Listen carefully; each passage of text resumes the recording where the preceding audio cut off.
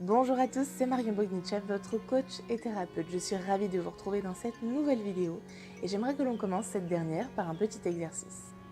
Prenez n'importe quelle souffrance, une souffrance que vous avez peut-être actuellement ou une souffrance que vous avez eue par le passé. À quel contexte, quelle situation se réfère cette souffrance?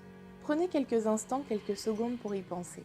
Pensez à ce que cette souffrance vous fait vivre, ressentir, mais surtout ce à quoi vous pensez lorsque vous souffrez. Et notez bien dans un coin de votre tête ce que vous remarquez.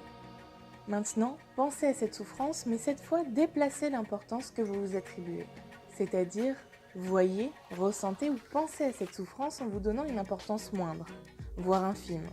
Mettez l'importance centrale du contexte ou de la situation sur quelque chose d'autre que vous.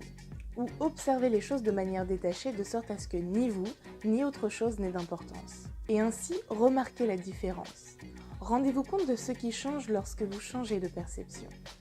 Lorsque vous arrêtez de percevoir les choses en étant au centre de tout.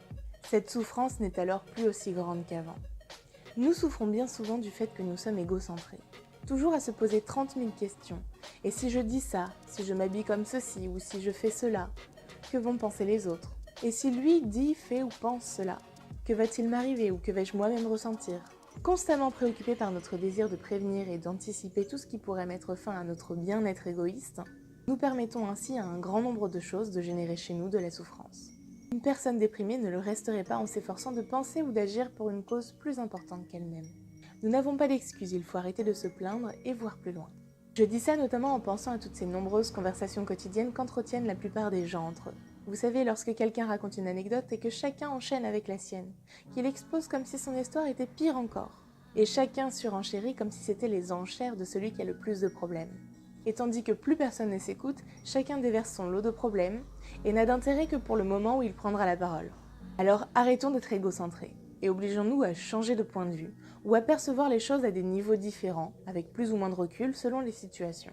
De cette manière, bon nombre de souffrances peuvent être soulagées. Et pour les quelques personnes qui se complaignent dans les leurs sans faire d'efforts pour en sortir, il s'agit là encore d'un comportement égocentré, leur permettant d'attirer l'attention et d'être réconfortés par autrui. Ces personnes recherchent l'amour de l'autre, comme toute personne finalement, mais pas de la bonne manière. Et sans cesse les conforter dans ce comportement ne les aide pas. Pensez à vous, mais modérez-vous. À ce jour, quelles sont vos souffrances, vos limites ou problématiques vous empêchant de vivre une vie épanouie?